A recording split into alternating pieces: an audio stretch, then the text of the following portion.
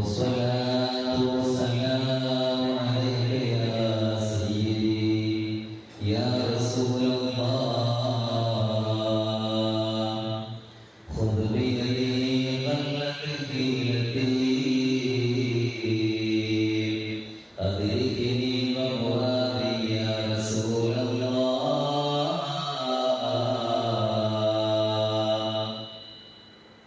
إن أريد إلا الإسلام ما استطعت وما توفيقي إلا بالله عليه توكلت وإليه أنيب وما لم يشأ لم يكن لا حول ولا قوة إلا بالله العظيم. Itu സാധാരണ അതുപോലെ ശ്രദ്ധിക്കുന്ന സഹോദരങ്ങളെ സഹോദരിമാരെ വേദിയിലുള്ളവരായ അറിയപ്പെടുന്ന സഹോദരന്മാരെ എല്ലാ മാസവും നടത്തിയതായുള്ള മാസാന്ത സ്വരത്തിനനുസരിച്ചാണോ റബ്ബ് താഴെ കൂടുതൽ സ്വീകരിക്കുമാറാവട്ടെ. അല്ലാഹു സുബ്ഹാനഹു വ തആല ഇവിടെ നിന്നുള്ള കൂടുതൽ പ്രത്യേകിച്ച് ഇവിടെ എല്ലാ ആളുകളും നമ്മളിൽ നിന്ന് വന്നുപോയ ഇനിയുള്ള കാലം അടുത്തത്തിലായി പൊരുത്തത്തിലായി എല്ലാവർക്കും ദീർഘായുസ്സും ആഫിയത്തും അല്ലാഹു നൽകുമാറാവട്ടെ. ഒരുപാട് ആളുകൾ വസിയത്ത് ചെയ്ത ആളുകളുടെ എല്ലാവരുടെയും മനസ്സിലാക്കി കൊടുക്കുമാറാവട്ടെ. പ്രത്യേകിച്ച് സയ്യിദന്മാരോട് വസിയത്ത് ചെയ്തവരുടെ വിഷമങ്ങളും പ്രയാസങ്ങളും അല്ലാഹുവേ നീ മാറ്റി കൊടുക്കണേ. അവിടെ ഒരുമിച്ച് കൂടുതലൊക്കെ ഹക്കമുണ്ട് വർണ്ണത്തുമുണ്ട് അല്ലാഹുവേ നമ്മുടെ പാപം പോകാൻ ഈ സദസ്സ് ഒരു കാരണമാക്കി തരണേ. കഴിഞ്ഞ ആഴ്ച കേരളത്തിലെ ഏറ്റവും വലിയ വിഷമകരം ഉണ്ടാകുന്ന സംഭവമാണ് ഇവിടെ അരങ്ങേറിയത്. അതിനുശേഷം ഒരുപാട് സ്ഫോടനങ്ങൾ അല്ലാഹു സുബ്ഹാനഹു വ തആല മരണപ്പെട്ടുപോയ നമ്മുടെ മുസ്ലിം സഹോദരങ്ങൾക്ക് അല്ലാഹു ഷഹീദിന്റെ പ്രതിഫലം കൊടുക്കട്ടെ. മറ്റുള്ള ആളുകളുടെ കുടുംബത്തിനൊക്കെ അല്ലാഹു വലിയ ക്ഷമ പ്രദാനം ചെയ്യുമാറാകട്ടെ. ഇത്തരം പ്രതിസന്ധികളും ഇത്രത്തോളം പ്രയാസങ്ങളൊക്കെ നേരിടേണ്ടി വരുന്ന സാഹചര്യത്തിൽ മുസ്ലിമീങ്ങളായ നമ്മെ സംബന്ധിച്ചിടത്തോളം നമ്മൾ ഓരോരുത്തരും ഇത്തരം പ്രയാസങ്ങൾ വരുന്ന സമയത്ത് നമ്മൾ ഓരോരുത്തരും ചിന്തിക്കേണ്ടത് ഇതൊക്കെ റബ്ബിന്റെ ഖദാഅാണ്. ഈമാൻ കാര്യങ്ങളിൽ നിന്ന് നമ്മൾ ഓരോരുത്തരും വിശ്വസിച്ച ഒരു കാര്യമാണ് അൽ ഈമാനു ഖദരിഹി ശർരിഹി മിനല്ലാഹി തആല എന്ന് പറയുന്ന വാക്ക്. അതുകൊണ്ട് തന്നെ എല്ലാ നന്മയും തിന്മയുമായ എല്ലാ കാര്യങ്ങളും അല്ലാഹുവിന്റെ ഭാഗത്ത് നിന്നാണ് എന്നുള്ള ഒരു വിശ്വാസത്തോടു കൂടിയാണ് ഓരോ മുഅ്മിനും ഒരു മുസ്ലിമായ ആള് ജീവിക്കേണ്ടത്. എന്ത് പ്രതിസന്ധി വന്നാലും എന്ത് ദുഃഖം വന്നാലും എന്ത് ദുരിതം വന്നാലും നമ്മൾ ഒരാളും തളരാൻ പാടില്ല. ഒരു യഥാർത്ഥ മുഅ്മിനാണ് എങ്കിൽ നമ്മൾ ഒരാളും വിഷമിക്കേണ്ട ഒരു സാഹചര്യമില്ല.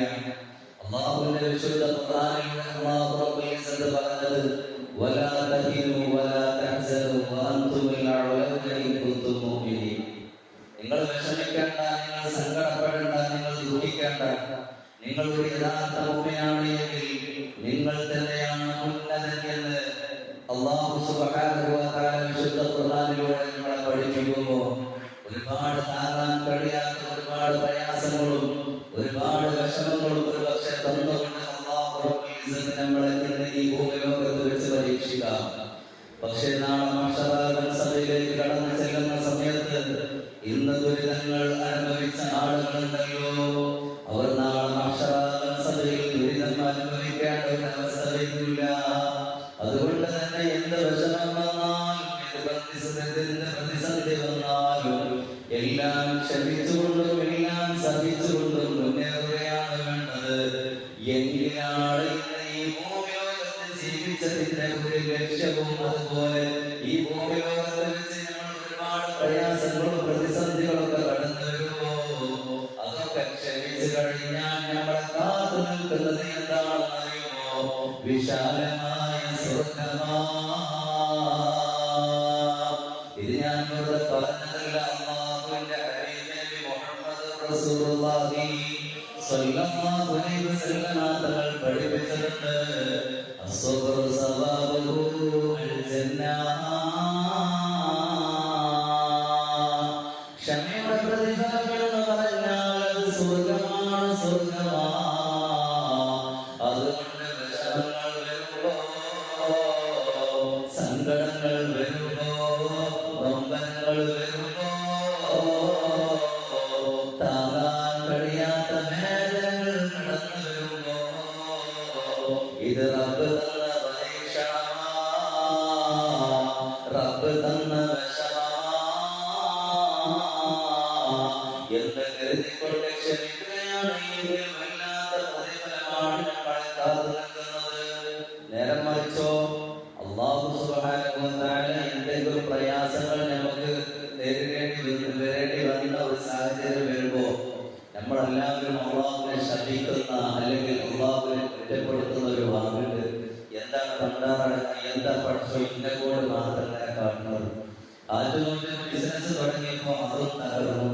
അല്ലെങ്കിൽ വേണ്ട മാരകമായ രോഗങ്ങൾ തന്നെ എങ്ങനെ പരീക്ഷിക്കാണല്ലോ, എന്താണ് എനിക്ക് മാത്രമേ വരാനുള്ള കാരണം എന്നൊക്കെ പറഞ്ഞുകൊണ്ട് അല്ലാഹുവിനെ കുറ്റപ്പെടുത്തുകയില്ല വേണ്ടത്. നേരം മറിച്ചോ എല്ലാം ക്ഷമിച്ചുകൊണ്ടും സഹിച്ചുകൊണ്ടും മുന്നേറുകയാണെങ്കിൽ നമ്മളെ കാത്തു നിൽക്കുന്നത് എന്താണെന്നറിയുമോ? തേനാലും പാലാലും നിറക്കപ്പെട്ട സ്വർഗമുണ്ടല്ലോ, ആ സ്വർഗമാണ് നമ്മളെ കാത്തു നിൽക്കുക എന്ന് ഹബീബുന മുഹമ്മദ് മുസ്തഫ. അതുകൊണ്ട് തന്നെ ഇപ്പോൾ പ്രിയപ്പെട്ട ഉസ്താദുകളെ പറഞ്ഞല്ലോ, ചൂടാണ് ചൂടാണ്, ഇല്ലാത്ത പ്രയാസമാണ് നമ്മൾ ഓരോരുത്തരും നേരിടേണ്ടി വരുന്നത്. അല്ലാഹുവിന്റെ റഹ്മത്തിന്റെ മഴയെ അല്ലാഹു തടഞ്ഞു വെച്ചതല്ല. അല്ലാഹു റബ്ബുൽ ഇസ്സത്ത് എത്രത്തോളം ക്ഷമനുണ്ട് എന്നറിയാൻ വേണ്ടിയിട്ട് ഒരുപാട് പ്രയാസങ്ങളും പ്രതിസന്ധികളും ഒരുപക്ഷെ നമുക്ക് നൽകാം. അതെല്ലാം ക്ഷമയോടുകൂടി നല്ലൊരു മുഅ്മിനായിക്കൊണ്ട് നമ്മൾ വിശ്വസിക്കലോടുകൂടി അതെല്ലാം നമ്മൾ ഓരോരുത്തരും സഹിച്ചും ക്ഷമിച്ചും കഴിഞ്ഞാൽ അല്ലാഹുവിന്റെ വിശാലമായ റഹ്മത്തിന്റെ മഴയുണ്ടല്ലോ, ആ മഴ അല്ലാഹു റബ്ബുൽ ഇസ്സത്ത് നമ്മളിലേക്ക് വർഷിപ്പിക്കുന്നതാ. നേരം മറിച്ച് 2-3 ജനങ്ങളുടെ കാലം നമ്മൾ ഓരോരുത്തരും കടന്നുറങ്ങുന്ന സമയത്ത് നമ്മൾ ഓരോരുത്തരും ശക്തമായ ചൂടാണ്, എന്തൊരു ചൂടാണെന്ന് പറഞ്ഞാലത്തെ നമ്മൾ എന്ത് ചെയ്യും, ഇങ്ങനെ പ്രയാസപ്പെടുന്ന ഒരു അവസ്ഥയുണ്ട്. പക്ഷെ ഇതൊന്നല്ലല്ലോ ചൂടൊക്കെ നമുക്ക് സഹിക്കേണ്ട ഒരു അവസ്ഥയുണ്ട്. ഈ ലോകത്ത് നിന്ന് നമ്മളങ്ങ് മരണപ്പെടുമ്പോ പിന്നെ നിന്റെ വ്യക്തി ഈ ലോകത്തിൽ നിന്ന് മരണപ്പെട്ടു പോയിട്ടുണ്ട് എന്നുള്ള വാർത്ത പള്ളിയിലൂടെ അല്ലെങ്കിൽ വാഹനത്തിലൂടെ ഇങ്ങനെ അനൗൺസ്മെന്റ് ചെയ്യുമ്പോ പിന്നെ നിന്റെ വ്യക്തി മരണപ്പെട്ടിരിക്കുകയാ. നമ്മുടെ മയ്യത്തിനെ ഇങ്ങനെ കിടത്തിയിട്ടുണ്ട്, നമ്മുടെ താടിയിൽ കെട്ടിയിട്ടുണ്ട്, കൈകാലം പരസ്പരം കെട്ടിയിട്ടുണ്ട്, നമ്മുടെ ശരീരത്തിന്റെ മുകളിലൂടെ വെള്ളവസ്ത്രം കൊണ്ട് മൂടിയിട്ടുണ്ട്. ഇന്നല്ലെങ്കിൽ എന്റെയും നിങ്ങളുടെയും അവസ്ഥ ഇതുപോലെ തന്നെയാണ്. അതുകൊണ്ട് തന്നെ ഭൂമിലോകത്തോടുകൂടി നമ്മൾ ജീവിക്കുന്ന സമയത്ത് ഇന്നല്ലെങ്കിൽ നാളെ ഞാൻ മരിക്കേണ്ട ആളാ, ഞാൻ മയ്യിത്താവേണ്ട ആളാ. എന്റെയും നിങ്ങളുടെയും ജനാസ കാണാൻ വേണ്ടിയിട്ട് ആളുകൾ കൂട്ടം കൂട്ടമായി കടന്നു വരുകയാണ്.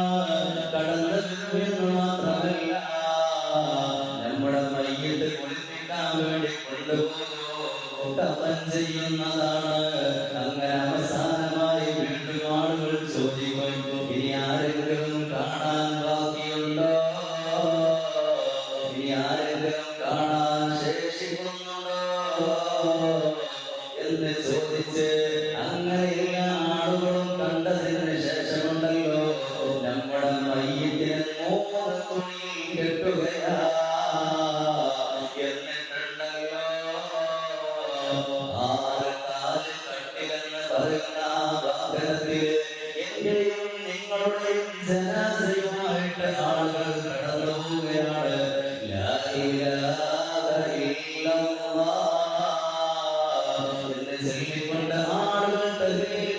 നടപടിയോടുകൂടി പള്ളിയിലേക്ക് കടന്നു പോകുമ്പോ പള്ളിയിൽ വെച്ച് ആളുകളുണ്ടല്ലോ നമുക്ക് വേണ്ടി ജനാസ നിസ്കരിക്കുകയാ. ജനാസ നമസ്കാരം കഴിഞ്ഞുകൊണ്ട് ഞങ്ങളെ കൊണ്ടുപോകുന്നത് എവിടേക്കാണെന്നറിയുമോ? ആരാലും കൂട്ടില്ലാത്ത ഖബറിന്റെ ഇരുട്ടിന്റെ അകത്തളങ്ങളിലേക്ക് കൊണ്ടുപോവുകയാണ്. ഖബറിലേക്ക് ഇറക്കി വെക്കുകയാ. മൂടി കല്ല് വെച്ചുകൊണ്ട് നമ്മുടെ ഖബർ മൂടുകയാ. എന്നിട്ട് കൂട്ടം കൂട്ടമായിക്കൊണ്ട് ആളുകൾ 3 പിടി മണ്ണ് ഖബറിലേക്ക് ഇടുകയാണ്. മിൻഹാ ഖലഖനാകും വഫീഹാ നുഈദുകും വമിൻഹാ നുഖ്രിജുകും താറതൻ ഉഖ്റാ എന്ന് പറഞ്ഞുകൊണ്ട് ആളുകൾ ഓരോ പിടി മണ്ണുകൾ എറിയുകയാണ്. മണ്ണിട്ടുകൊണ്ട് അവസാനമുള്ള ഖബർ രൂപത്തിനായി കൊണ്ട് നമ്മളെ മാറ്റുകയാണ്. ആ ഖബറിലാണ് നമുക്ക് രക്ഷപ്പെടേണ്ടത്, അല്ലാതെ ഈ ചൂടല്ല. ഭൂമി ലോകത്തേക്കുള്ള ചൂടിനേക്കാളും കോടാലി ചൂടാണ്. അല്ലാഹുവിന്റെ ഭീകരമായ അദാബിനെ കൊണ്ട് നിറക്കപ്പെടുന്ന ഖബറും തുടർന്നുള്ള ജീവിതവും അതുപോലെ നരകവും. അതുകൊണ്ട് എന്റെ പ്രിയപ്പെട്ട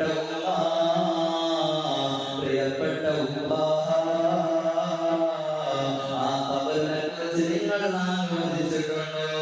ആ ഖബറിനെ കുറിച്ച് നിങ്ങൾ ചിന്തിച്ചിട്ടുണ്ടോ? നമ്മുടെ പൂർവികരായ ആളുകളുണ്ടല്ലോ, പ്രത്യേകിച്ച് സ്വഹാബത്തിന്റെ ജീവചരിത്രങ്ങൾ പഠിക്കുമ്പോ അവരുടെ ഖബറിനെ വല്ലാതെ ആലോചിച്ച് കരഞ്ഞിട്ടുണ്ടായിരുന്നു. എങ്കിലും നമ്മൾ ഓരോരുത്തരും മനസ്സിലാക്കേണ്ടത്, ഓരോരുത്തരും ചിന്തിക്കേണ്ടത്, വിശാലമായ കാലത്തിന് വേണ്ടി നമ്മൾ ഓരോരുത്തരും കരയുന്നവരാണ്. ഭർത്താവ് കലയിച്ചതിന്റെ പേര്, മക്കൾ എന്തെങ്കിലും പ്രയാസങ്ങൾ ചെയ്തതിന്റെ പേര്, അല്ലെങ്കിൽ എന്റെ ഉപ്പമാരോ അല്ലെങ്കിൽ ഉമ്മമാരോ എന്തെങ്കിലും പറഞ്ഞ് ശകാരിച്ചതിന്റെ പേരിലൊക്കെ നമ്മൾ കരയും. പക്ഷെ അല്ലാഹുവിനെ ഓർത്തുകൊണ്ട് കരഞ്ഞാൽ ഖബറിലും രക്ഷയാണ്, തുടർന്നുള്ള ജീവിതങ്ങളിലും രക്ഷയാണ്, മഹ്ശറിലും രക്ഷയാണ്. വെറുതെ പറഞ്ഞതില്ല, ഹബീബായ തങ്ങൾ തന്നെയാണ് പഠിപ്പിച്ചത്. മൻ ബകാ മിൻ ഖശിയത്തില്ലാ, ആരെങ്കിലും അല്ലാഹുവിനെ ഓർത്തുകൊണ്ട്, ആരെങ്കിലും അല്ലാഹുവിന്റെ ഭീകരമായ അദാബ് ചിന്തിച്ചുകൊണ്ട് ആരെങ്കിലും കരഞ്ഞാൽ ഹറമല്ലാഹു ജസദഹു അലന്നാർ. 3000 വർഷക്കാലം കത്തിച്ച നരകമുണ്ടല്ലോ, 1000 വർഷം കത്തിച്ചപ്പോൾ ചുവന്നുപോയ, 1000 വർഷം കത്തിച്ചപ്പോൾ വെളുത്തുപോയ, 1000 വർഷം കത്തിച്ചപ്പോൾ നരകം കത്തുപോയ ആ നരകമുണ്ടല്ലോ, ആ നരകത്തിന്റെ ഇന്നത്തെ അവസ്ഥ എന്താണെന്നറിയുമോ? വഹിയ സൗദാഉ കഗ്ലൈലിൽ മുഗ്ലിമാ, കൂരിട്ട കറുത്ത കരിക്കട്ട പോലെ വല്ലാത്ത അന്തരീക്ഷത്തില് കറുപ്പങ്ങൾ പിടിപെടുമ്പോ എത്രത്തോളം കരിക്കട്ടയാണ്. നിങ്ങളെല്ലാവരും വീഡിയോയിലൂടെ കണ്ടതല്ലേ? ഈ അടുത്ത് നടന്നൊരു സ്ഫോടനം വന്നപ്പോ വല്ലാത്ത കരിക്കട്ട രൂപത്തിലുള്ള അന്തരീക്ഷം മുഴുവൻ കറുത്ത പൊടിപടലങ്ങളല്ലേ പെടുന്നത്. അതാ തീന്റെ ശക്തി കാരണമാണ്. അത്രത്തോളം കാഠിന്യമാണ് നരകത്തിന്റെ അളവ്. ഇന്ന് അല്ലാഹുവിന്റെ ശിക്ഷയെ ആലോചിച്ചുകൊണ്ട് കരഞ്ഞാൽ അല്ലാഹു റബ്ബുൽ ഇസ്സത്ത് നമുക്ക് നൽകുന്ന പ്രതിഫലം എന്താണെന്നറിയുമോ? നമ്മുടെ ശരീരത്തെ അല്ലാഹു റബ്ബുൽ ഇസ്സത്ത് നരകത്തിനെ തൊട്ട് കാക്കുമെന്ന് ഹബീബ് നബി മുഹമ്മദ് റസൂലുള്ളാഹ്. അതുകൊണ്ട് കുറഞ്ഞ സമയമെങ്കിലും, ഒരു അല്പസമയമെങ്കിലും എന്നാൽ വേണ്ട കടുകുമണിയോളം കണ്ണിൽ നിന്ന് കണ്ണീരൊലിപ്പിച്ചുകൊണ്ട് റബ്ബിനെ ആലോചിച്ചുകൊണ്ട് കരഞ്ഞാൽ റബ്ബിന്റെ അദാബ് നമുക്കില്ല, നരകശിക്ഷയില്ല. മഹ്ശറ വരേക്കും നമുക്ക് എളുപ്പമാണ്. ആവശ്യത്തെ നിരക്കൂൽ നമുക്ക് കിട്ടുന്നതാണ്. വളരെ നിസ്സാരമായ കാര്യമാണ്. അല്ലാഹുവിനെ ഓർത്തുകൊണ്ട് കരഞ്ഞാൽ ഇത്രത്തോളം പ്രതിഫലം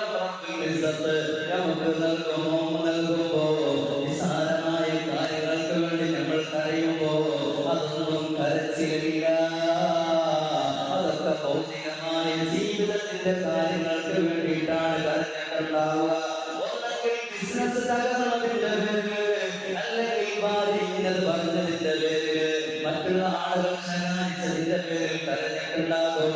ആ കരച്ചിലിന്റെ കണക്കല്ല ഞാൻ പറയുന്നത്. അല്ലാഹുവിന്റെ അദാബിനെ ആലോചിച്ചുകൊണ്ട്, അല്ലാഹുവിന്റെ ശിക്ഷയെ ആലോചിച്ചുകൊണ്ട്, നരക ശിക്ഷയെ കുറിച്ച്, ഖബർ ശിക്ഷയെ കുറിച്ച് ആലോചിച്ച് കരയുന്നതിനെ കുറിച്ചാണ് ഞാൻ പറയുന്നത്. അതുകൊണ്ട് ഒരുപാട് തെറ്റുകുറ്റങ്ങളാണ് ഞങ്ങൾ ഓരോരുത്തരും ചെയ്തിട്ടുള്ളത്. പ്രായം ചെന്ന ഉമ്മമാരുണ്ട്, പ്രായം ചെന്ന ഉപ്പമാരുണ്ട്, അതേപോലെ പ്രിയപ്പെട്ട ചെറുപ്പക്കാരുണ്ട്, ചെറുപ്പക്കാരികളുണ്ട്. പക്ഷെ നമ്മൾ ചിന്തിക്കേണ്ടത്, നമ്മൾ വിചിന്തനം ചെയ്യേണ്ടത്, ഈ കാലയളവിൽ ഇഷ്ടപ്പെടാത്ത ഒരുപാട് കാര്യങ്ങൾ നമ്മൾ ഓരോരുത്തരും ചെയ്തിട്ടുണ്ട്. അതുകൊണ്ട് റബ്ബിന്റെ ശിക്ഷയെ ഭയപ്പെടണേ, റബ്ബിനെ കുറിച്ച് ആലോചിക്കണേ, ഇസ്തിഗ്ഫാർ വർദ്ധിപ്പിക്കണേ. ഇന്ന് നേരത്തെ ഞാൻ പറഞ്ഞതുപോലെ വല്ലാത്ത അമിതമായ ചൂടാ, വല്ലാത്ത അമിതമായ ദഹമാ. എന്താണ് പരിഹാരം എന്ന് ചോദിക്കുമ്പോ വല്ലാതെ തെറ്റ് ചെയ്ത ആളുകളിൽ നമ്മൾ ഓരോരുത്തരും പരിഹാരം കേട്ടോ. ഇസ്തിഗ്ഫാർ വർദ്ധിപ്പിച്ചു കഴിഞ്ഞാൽ അല്ലാഹു റബ്ബുൽ ഇസ്സത്ത് നല്ല റഹ്മത്തിന്റെ മഴ തരും. ഇത് ഞാൻ പറഞ്ഞതല്ല. മഹാനായ ഹസനുൽ ബസ്രി റളിയല്ലാഹു തആല അൻഹുവിന്റെ അടുക്കലേക്ക് ഒരു മനുഷ്യൻ വന്നുകൊണ്ട് ചോദിക്കുകയാണ്, കൃഷിയെല്ലാം തകർന്നു പോയിട്ടുണ്ട്, കൃഷിയെല്ലാം മുടങ്ങിപ്പോയിട്ടുണ്ട്, മഴയ്ക്ക് വേണ്ടി ദുആ ചെയ്യണേ, എന്താണ് പരിഹാരം എന്ന് ചോദിക്കുമ്പോ മഴ പെയ്യാൻ വേണ്ടി ഹസനുൽ ബസ്രി തങ്ങൾ പറഞ്ഞു കൊടുത്തത് ഇസ്തിഗ്ഫാർ വർദ്ധിപ്പിക്കാനാ.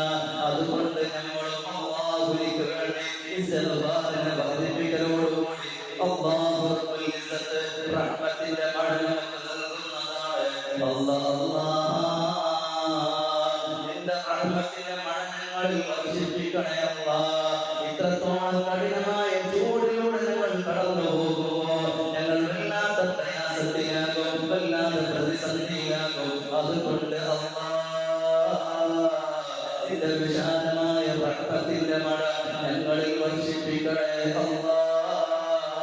തെറ്റുകളും കുറ്റങ്ങളും ചെയ്തതിന്റെ പേര് പറഞ്ഞുകൊണ്ട് നിന്റെ റഹ്മത്തിന്റെ മഴയെ ഞങ്ങൾക്ക് തടഞ്ഞു വെക്കല്ല അല്ലാഹ്, തടഞ്ഞു വെക്കല്ല അല്ലാഹ്. ദുരിതങ്ങളെയും ദുരന്തങ്ങളെയും കൊണ്ട് ഞങ്ങളെ എല്ലാവരെയും നീ കാത്ത് രക്ഷിക്കണേ അല്ലാഹ്. മരണപ്പെട്ടു പോയ ഞങ്ങളുടെ പ്രിയപ്പെട്ട ഉപ്പമാര് എല്ലാവർക്കും നീ മഗ്ഫിറത്ത് കൊടുക്കണേ അല്ലാഹ്. ഇവിടെ അന്ത്യവിശ്രാമം കൊള്ളുന്ന പ്രിയപ്പെട്ട പൈതലടക്കമുള്ള എല്ലാ ആളുകളുടെയും സ്വർഗീയ ദർജകൾ നീ ഉയർത്തി കൊടുക്കണേ അല്ലാഹ്. നിന്നെ ഭയപ്പെട്ടുകൊണ്ട്, നിന്നെ പേടിച്ചുകൊണ്ട് അല്ലാഹ് ഒന്ന് കരയാനുള്ള മനസ്സ് ഞങ്ങൾക്ക് നീ നൽകണേ അല്ലാഹ്, ഞങ്ങൾക്ക് നീ നൽകണേ അല്ലാഹ്. അതിനുള്ള തൗഫീഖ് നൽകണേ അല്ലാഹ്. വിവരക്കേട് കൊണ്ട് അറിവ് കേടുകൊണ്ട് ചെയ്ത മുഴുവൻ തെറ്റുകളും നീ പുറത്തു തരണേ അല്ലാഹ്. ഇനിയുള്ള കാലം നിന്റെ ഇഷ്ടത്തിനായി, നിന്റെ പൊരുത്തത്തിനായി